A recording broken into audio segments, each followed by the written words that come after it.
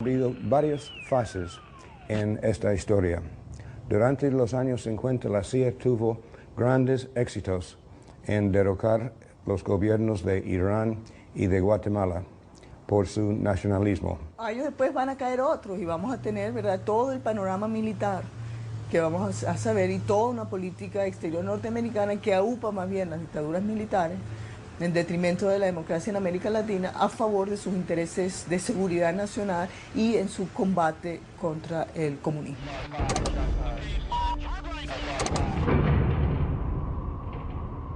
En un país de Centroamérica, Guatemala, había llegado a la presidencia por voto popular Jacobo Arbenz, un militar retirado decidido a mejorar las condiciones de vida de los campesinos de este país, donde las compañías bananeras estadounidenses eran dueñas del 70% de las tierras cultivables.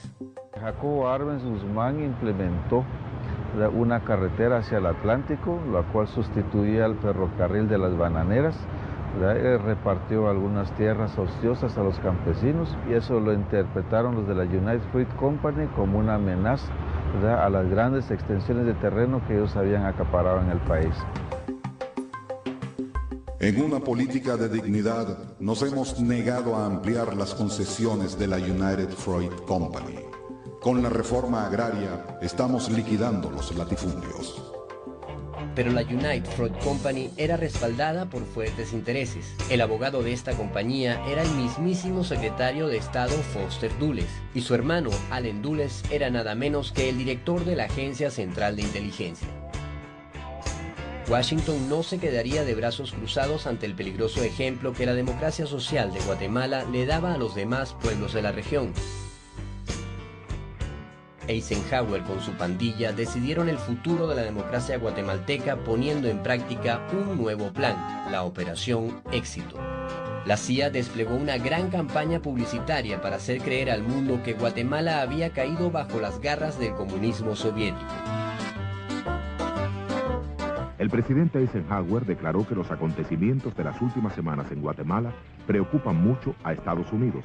De pronto, la empobrecida nación guatemalteca empezó a ser la gran noticia en todos los medios de comunicación, presentándola como una feroz amenaza para la tranquilidad del hemisferio. In other words, the Arbenz regime was not a Guatemalan government. It was a foreign government controlled by foreigners. En solo un mes se escribieron más de 200 artículos con terribles historias sobre Guatemala. 3 películas sobre la amenaza guatemalteca recorrieron los cines de Estados Unidos.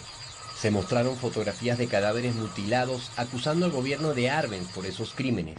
Estas medidas, dijo, están fundidas en el mismo molde que el mundo libre ha visto usar en otros países que cayeron bajo la órbita del comunismo. Con esta avalancha de propaganda, los hogares norteamericanos no podían sentirse seguros con Jacobo Arbenz en el poder. La Operación Éxito logró su primer objetivo, que el mundo se sintiera amenazado por Guatemala. Otra de las metas del plan era restar apoyo popular al gobierno de Arbenz, y como parte de las operaciones psicológicas y de desinformación se interfirieron las radios guatemaltecas. Aeronaves norteamericanas diseminaron 100.000 panfletos sobre la cronología del comunismo en Guatemala. 2 agentes de la CIA instalaron una estación de radio en la República de Honduras, a la que llamaron Voz de Liberación, un recurso de guerra psicológica que la CIA continuaría empleando en todas sus operaciones. La Conferencia Panamericana celebrada en Caracas es un buen ejemplo de la forma en que actuaban los tentáculos de la CIA desde Venezuela y el uso que Washington le daba a la diplomacia internacional. Se sabía que los gringos estaban preparando la invasión de Guatemala y que la Conferencia Panamericana era como el preámbulo ideológico de aquella operación. En Caracas se celebra la 10ª Conferencia Interamericana. Encabezando la delegación estadounidense se halla el secretario de Estado John Foster Dulles, quien pronuncia un discurso que se considera como la primera declaración definitiva del gobierno de Washington con respecto a la amenaza comunista en este continente, y que si desoye nuestra advertencia y no se aparta de nosotros, tomaremos medidas cual corresponde a una situación que podría poner en peligro la paz de América. Endanger the peace of America.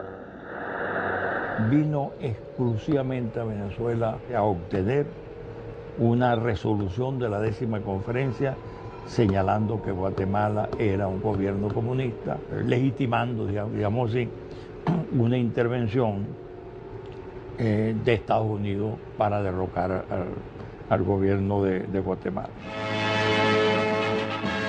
U.S. Secretary of State Dulles takes the rostrum to urge you. They may not themselves have been communists, but they had been subjected to the inflammatory influence of communism, which avowedly uses extreme nationalism as one of its tools. Con la complicidad de la Conferencia Panamericana, la Operación Éxito entraba en su fase final. Sí, hay muchos estudios y ya mucha información difundida en relación a que fue el gobierno de los Estados Unidos el que intervino directamente con mercenarios desde Honduras para derrocar al presidente Jacobo Arbenz. Una base militar en la Florida sirvió de cuartel general de la operación, dirigida por el oficial de la CIA Tracy Burns. Bajo el Tratado de Asistencia Recíproca, los dictadores de la región enviaron su contribución a la invasión. El dictador nicaragüense Anastasio Somoza armaría a los paramilitares financiado por la CIA. Pérez Jiménez no se quedaría atrás enviando armas y logística. Hoy, a las 16 horas, aviones de fabricación norteamericana del tipo P-47 atacan la ciudad de Guatemala, ametrallando edificios gubernamentales, viviendas particulares y bombardeando bases militares. Mientras caían las bombas norteamericanas, el cinismo del imperio tomaba la palabra en las Naciones Unidas en la voz de su embajador Henry Cabot. But as a revolt of Guatemalans against Guatemalans. Pero con el paso del tiempo, documentos desclasificados de la propia CIA develarían los detalles y los nombres de los agentes norteamericanos implicados. El propio embajador norteamericano John Perufoy, Enno Hobbins, oficial de operaciones, David Attel Phillips, oficial de operaciones psicológicas, David Morales, destacado asesino al servicio de la CIA, Frank Wisner, jefe de la estación central en Guatemala, Tracy Burns, autor de la invasión, Howard Hunt, agente operativo destacado en operaciones psicológicas. Este criminal declararía ante cámara algunos comentarios reveladores sobre la invasión. What we wanted to do was have a terror campaign to terrify Arbenz particularly, terrify his troops, much as the German Stuka bombers terrified the population of Holland, Belgium, and Poland at the onset of World War II, and just rendered everybody paralyzed. Estos son algunos rostros del equipo de criminales que movieron los hilos de la invasión imperialista a Guatemala y le hicieron creer al mundo que se trataba de un conflicto interno.